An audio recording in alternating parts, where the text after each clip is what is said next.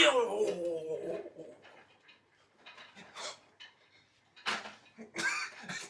What's up, y'all? It's Zems, and welcome back to another reaction video. Today we're going to react to the 17-year-old who was murdered for insulting the cartel boss. This video is by the club, so if you want to watch the video in entirety, make sure you swoop down to the description box, comment on the link and watch the video in entirety, because I'm going to be pausing, stopping, and talking through the whole thing. If you guys are new to the channel, my name is Probably Zems, and welcome to the Crow's Nest. I'm going to be heading to the States tomorrow, so I had to post a video before I left, kind of give you guys something until I'm able to record again or find time to record. So for right now, I'm going to be heading to the States to do an internship because, as you guys know, my contract with the military is almost up. So I'll be moving into the next chapter of my life, so it's going to be a lot of times where the videos are kind of slow, so I've been focusing on paperwork and, finding careers and stuff like that. But thank you guys for sticking with me. But let's get it. It could be forgiven due to intoxication. Insulting a drug lord is not often one of them. 17-year-old Juan Luis Lagunas Rosales ended up dead just weeks after a video of him insulting El Mencho went viral.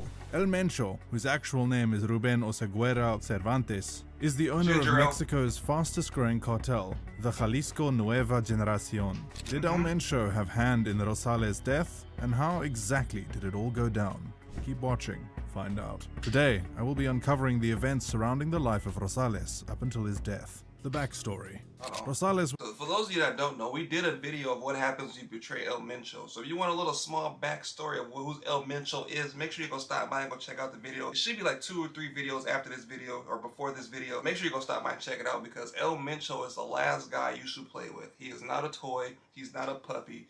This dude is, he's that man. He was born in Navolato, in the state of Sinaloa, in Mexico. Growing up, he never knew his father, and after staying with his mother for a while, she took him to his grandmother, who ended up raising him. However, Rosales left his grandmother's home and dropped out of high school when he was 15. As if wanting to erase every trace of his origin, he also left Navolato and made for a nearby town called Culiacan. Culiacan became his new home, and Rosales settled in pretty quickly. Realizing that he had then to fend for himself, he took the job of washing people's cars and was earning what little he could. By the time Rosales turned 17, he had become the envy of most teenagers his age. At this time, he was earning way more than was expected of a teenager. Plus, it wasn't just about the kind of mini wealth he had amassed. It was also about how he went about making his money. Rosales was a party freak. He often posted videos of himself partying and drinking, so much so that both activities could have passed as his profession. In these videos, which Rosales uploaded to his social media accounts, he would hold up bottles and cans of beer, whiskey, vodka, you name it. And he looked like he needed help in that last little slide. I mean, if he would have called me, I would have pulled up on him, took one of them things off his hand, You know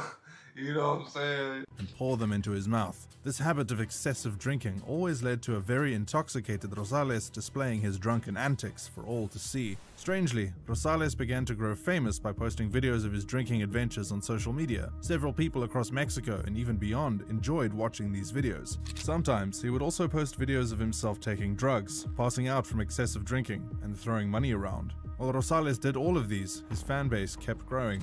He had over 34,000 followers on Twitter, over 300,000 on Instagram, and over 1 million on Facebook. In no time, Rosales became a buzz on the internet and went by the nickname El Pirata de Culiacan, which means the Pirate of Culiacan. Apparently, this nickname was born out of the fondness he grew to have for Culiacan. Due to his popularity, the Pirate of Culiacan began to earn spots as a guest in music videos, influential parties, and promotional gatherings. People who didn't know his age easily classified him as an adult. Rosales didn't help matters either, as he kept up with his excessive drinking. Is there a drinking limit inside Mexico? I know when I was in Germany, I think the legal age to drink was 16, bro. 16 years old, you can go and drink, but I think you have to be like 18 or 21 to smoke. I can't remember what it was, but it was crazy how young you could be to smoke. I was like thrown off guard because how different each part of the world is when it comes to what's considered an adult and what's considered, a woman or a man or at a certain age. Is crazy how different court cases determine stuff. Like, it's amazing. Like, I'll tell you guys, if you ever have the chance to travel, man, just get out and travel and go see how the rest of the world lives because it's insane. Lifestyle.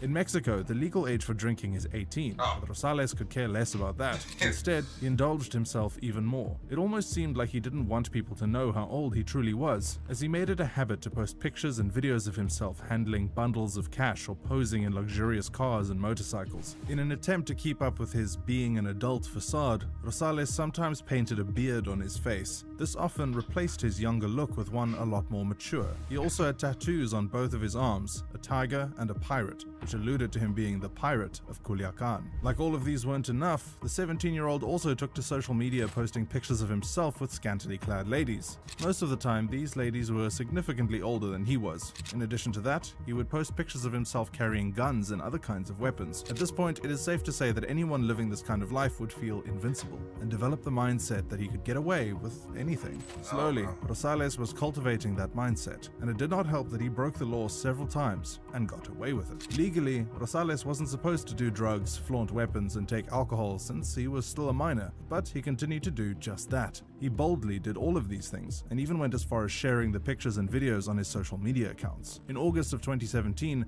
Rosales was arrested for underage drinking, which you have to admit was long overdue, seeing how the teenager was far from the legal drinking age at the time. Of course, this incident did next to nothing to help Rosales, because after he was released, he immediately picked up where he left off. During an interview with the producer of Univision Entertainment, Pepe Garza, Rosales stated that he was an alcoholic, but he wanted to change that so he could pursue a music career. He further said that he had signed a contract with Cash Records and added, "I want to learn to sing now. That's going to be my motto." And perhaps the authorities didn't do enough, because although these videos usually went viral, implying that the authorities probably caught a whiff of them several times, they barely intervened. Instead, the pirate of Culiacan kept rising in fame. He gained more followers, more invites to parties, and more business deals. Seeing how there was no one in his way, Rosales continued to push boundaries without a care in the world.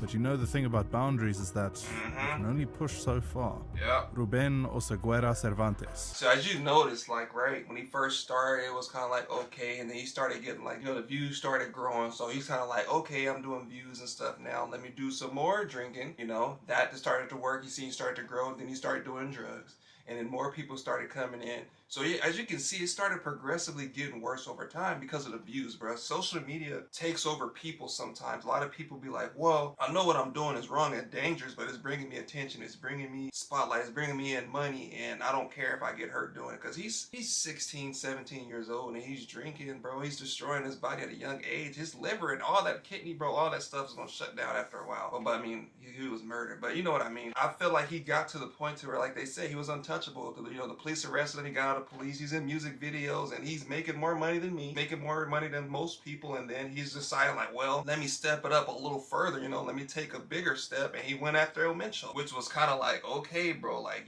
I get it, you're doing that YouTube thing and stuff like that, but El Mencho's probably one of those people, like, bro, don't, don't play with me, I'm an adult, I do adult things and stuff like that. He started insulting them, but as a cartel boss, or you have a big name for yourself, if somebody's insulting you, you have to do something about it. It's no way you can avoid it, bro. You see it all the time in the documentaries. You have to make an example out of people, and unfortunately, this young man was the example because he didn't know any better. He's a kid, he's trying to boost the spotlight and stuff like that. He's trying to get people recognition. He's like, oh, I did this, people are like, oh man, he's cool, more followers, but can't play with everybody. I had to learn that too. Like, you can say one joke to me and then say the same joke to somebody standing next to me and then have two complete different reactions. I might laugh, but then this dude, might try to fight you or stab you or shoot. You don't know.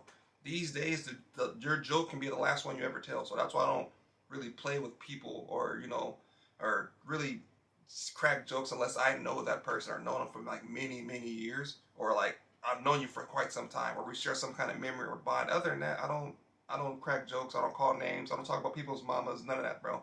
I just mind my own business. So you crack a joke on me, then I'm like, okay, it's free game. Now I know how you behave, and I'm gonna, reciprocate that. That behavior, because people these days have the propensity to kind of like lash out over small things. Like if their order taking too long, you get shot. Like you beep at them, they get out the car and try to break your window. Like it's crazy. AKA El Mencho. In December 2017, Rosales released a video making jest of El Mencho, where he said, "El Mencho a mí me pela la verga," which roughly translates to saying that El Mencho can suck his In the video, Rosales was visibly intoxicated, obviously due to excessive drinking, as per usual. If the circumstances were different, this video would probably have passed as one of the many stunts he often pulled to entertain his followers. It probably would have gained him more followers and more recognition. However, the circumstances were very different from what he was accustomed to. In the video, Rosales had referred to El Mencho, leader of Cartel de Jalisco Nueva Generación. As we mentioned earlier in the video, Cartel de Jalisco Nueva Generación translates to New Generation Jalisco Cartel. This cartel is popularly known as one of the deadliest organized crime syndicates in Mexico. They are usually described as the most violent and second most powerful cartel in Mexico, the first being Cartel de Sinaloa. Cartel de Sinaloa was once championed by the drug lord El Chapo. The New Generation Jalisco Cartel is somewhat new, especially compared to cartels that have been around the longest. Although it is just over 10 years old, it has grown significantly in wealth and power. The cartel was put together after a splinter group chose detachment from another crime syndicate known as the Millennial Cartel. The New Generation Jalisco Cartel might still be in its development stage, but over time it has easily drawn the attention of the general public, including the media. One time, it was said that they shut down an army helicopter with an RPG in an attempt to protect their boss. The incident led to the death of 6 soldiers. Another time, they cut off the head of a pig and sent it to an attorney general in a bid to have him feel intimidated. In another of their escapades, they laid an ambush for a group of policemen and were able to kill about 14 of them as a result. In addition to all of these, the New Generation Jalisco Cartel has been responsible for the deaths of judges, members of Congress, and ordinary citizens. They also have a reputation where drugs are concerned. According to US officials, they are the major suppliers of over 1/3 of illegal drugs that circulate in the United States. They have also gone as far as distributing in Europe and Asia. The New Generation Jalisco Cartel also has multiple methamphetamine labs set up across Mexico. They not only produce and sell crystal meth illegally, but they also do the same with cocaine. While it might look like this cartel only has brutal mass murders and illegal drugs to its name, you should know that it is also famous for stealing crude oil. Other criminal activities they engage in include selling arms, kidnapping, extortion, and other violent crimes. And he picked this dude to bother, bro. I feel bad for his family, man. I feel bad for him because he would have had a bright future, bro. He had a fan base. He just had to change his mindset. I really wish he stuck to what he said, that he was going to stop drinking, focus on music, because the people that really rocked with him was going to follow him down his, his music path, or whatever, his music career path. Man, it's just, out of all the things you could have told him, you told him to suck your meat. And then what made it even worse is that the cartel wasn't even bothering him. They didn't say anything like, hey, give me half of your money and stuff like that. And, hey, stop, bringing that much attention into Mexico and stuff like that, bro. They didn't bother him. They didn't want nothing from him. They was letting him do his thing. And then he put their name in his mouth. And unfortunately, he's about to meet his demise. I really hope he didn't do him like he did his, the dude that betrayed him. I can't remember his name. Side man that he did it, like, he tortured the hell out of that man. I can't remember his name. I think it was El Cholo or something like that. But no, I hope he didn't do him like that. Unlike El Chapo, everything about El Mencho screams mystery. It is said that he loves working from the shadows, almost like a ghost. El Mencho is not only on the list of the top wanted criminals in Mexico, but also in the United States. In Mexico in particular, he takes the #1 spot as the most wanted drug lord. El Mencho is wanted for drug trafficking, illegal possession of weapons, and his being involved in organized crime. El Mencho started off as a member of the Millennial Cartel, but soon decided to create his own organized crime organization because his bosses often got arrested or killed. After the arrest of El Chapo, El Mencho quickly rose to fame. Owning one of the deadliest cartels in Mexico, the New Generation Jalisco Cartel has had several affiliations to brutal mass murders in the past. In 2011, authorities found 35 dead bodies on the streets of Veracruz, a port city on the Gulf of Mexico. These bodies appeared tortured and dismembered. In 2013, this same cartel raped and murdered a 10-year-old girl whom they believed to have been a daughter of a rival cartel leader. After killing her, they proceeded to set her on fire. It was already too late when they realized she wasn't who they thought she was.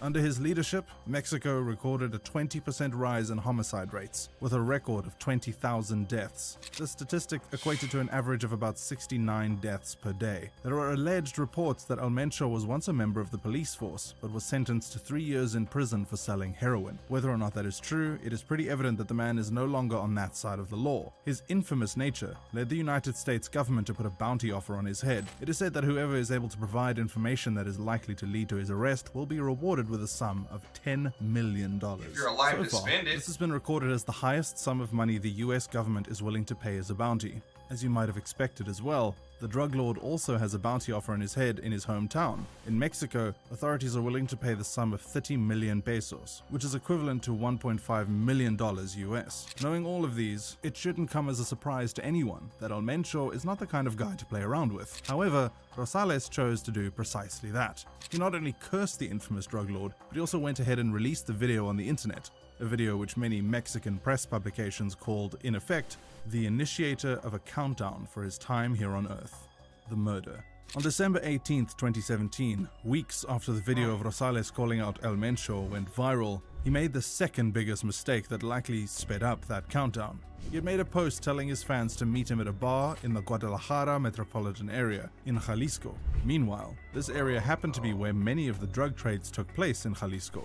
At about 11 p.m. that same day, a group of men carrying guns swarmed into the bar and started shooting. Although it is said that Rosales was the main target, a 25-year-old employee in the bar also got killed. It was reported that Rosales was shot about 15 to 18 times, which means he definitely died on the spot, and he was only able to be identified through the tattoos he had on his arms. Rosales' death is included in the 1,400 people who died in the state of Jalisco that year, even though there were speculations that El Mencho was responsible for the death of Rosales, seeing as the teen died just weeks after the video about El Mencho went viral. The killers have still not been identified, therefore, no one has yet been arrested for the death of the 17-year-old. A Mexican newspaper, Periódico Supremo, reposted the video and captioned it, "I firm su trato de muerte," which means, thus signed his deal of death. While some of Rosales' fans shared their condolences, a few mentioned that he should have known better than to make jest of a drug lord such as El Mencho. A fellow Instagram star remembered Rosales after his death by posting a caption that read,